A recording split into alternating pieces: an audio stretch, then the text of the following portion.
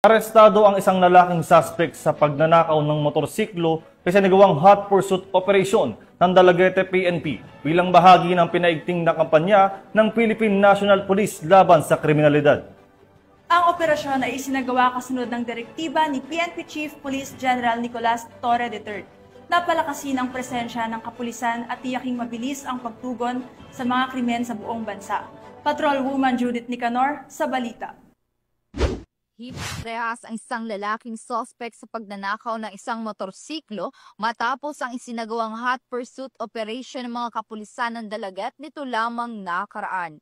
Kinilala ni Police Major Alejandro Pescante Batubalunos, hepe ng Dalaguete Municipal Police Station Cebu Police Provincial Office, ang suspect na si Jovan, 20 anyos at residente ng Barangay Balud, Dalaguete, Cebu, at ang biktima na si Sean Reed, 21 anyos, isang bagger sa Prince Warehouse, Dalaguete at residente ng Barangay Banhigan, Dalaguete, Cebu. Ayon sa ulat, dakong alas 7 Gs ng gabi ng personal na magtungo ang biktima sa himpilan upang i-report na nawawala ang kanyang sariling motorsiklo na kanyang iniwan sa parking area ng Dalaguete Municipal Hall. Agad din siyang nag-post sa social media para sa kaalaman ng publiko.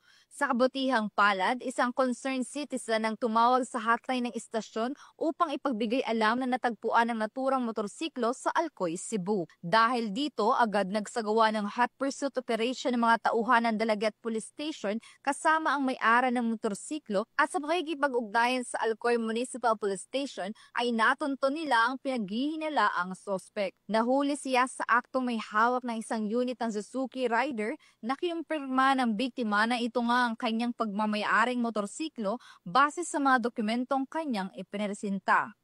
Magandang araw sa ating lahat. Ako po si Police Major Alejandro P. Batubalunos, Chief of Police ng Dalaguete Municipal Police Station. Taos-pusong nagpapasalamat sa lahat ng tumulong at nagbigay ng impormasyon kung saan napadali ang pagkaaresto ng suspetsado sa pagnanakaw ng motorsiklo.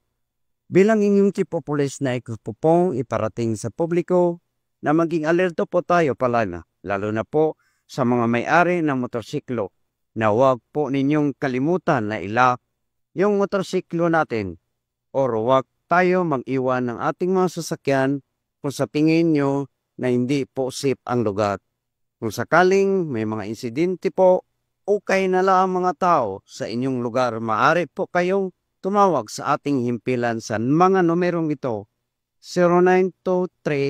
0923-8704-534 at 099-8598-6345 at sa ating mga landline na 484-8175. Maraming salamat po at mabuhay kayong lahat. Ang mabilis na aksyon ng kapulisan ay patunay sa kanilang pagtugon sa utos ni Chief PNP Police General Nicolas D. Torre III na masiguro ang swift and responsive police service. Mula dito sa Central Visayas, sa Konyong Police News Network Correspondent Patrolwoman Judith Nicanor, alagad ng batas, tagataguyod ng Balitang Pulis.